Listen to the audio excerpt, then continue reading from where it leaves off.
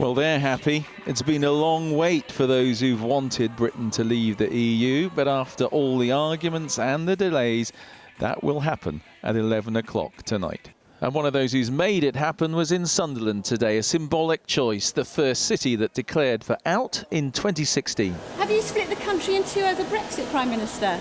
Boris Johnson prefers to say this is the start of a new era, even if one of his most senior ministers today admitted that taking back control will make business with the EU harder. There will be some friction, yeah, and we want to minimise that. It's in everyone's interest to minimise that, but we will be an independent country, and as an independent country, we will respect the fact that the EU says the only way that you can have totally frictionless access to our markets is to accept our rules, our judges, and our political control. Will we voted to get rid of that? It's 3.5 years since the referendum which led to this point. Today, the man who called it gave his verdict. We're one of the biggest economies in the world, perhaps the 6th biggest economy in the world. We can make a success of the choice that we make, and I'm sure that's exactly what we will do. And I wish the government well in all their endeavours to make sure that happens. Do you think Mr Johnson's... And with that, he was gone again.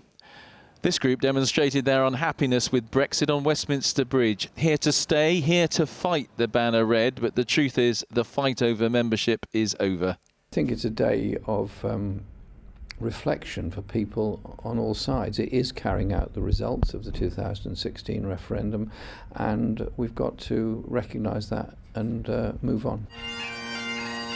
Brexit Party former MEPs trooped jubilantly out of the European Parliament this morning. To all intents and purposes, their job done. But does their leader have faith Boris Johnson will deliver an acceptable Brexit? If Brexit is not being delivered properly, if we're giving too much away, I will sound the alarm bells. I will get back out campaigning. It's not the end of Nigel Farage then? Well, I think it is. I actually feel optimistic. I think they are going to do this, because if they don't do it, they'll lose all the support they've got. But I'm going to keep a watching brief. A new 50p coin's been minted to mark this occasion. It carries an open, inclusive sentiment after a difficult and divisive 3.5 years. Andy Bell, 5 News.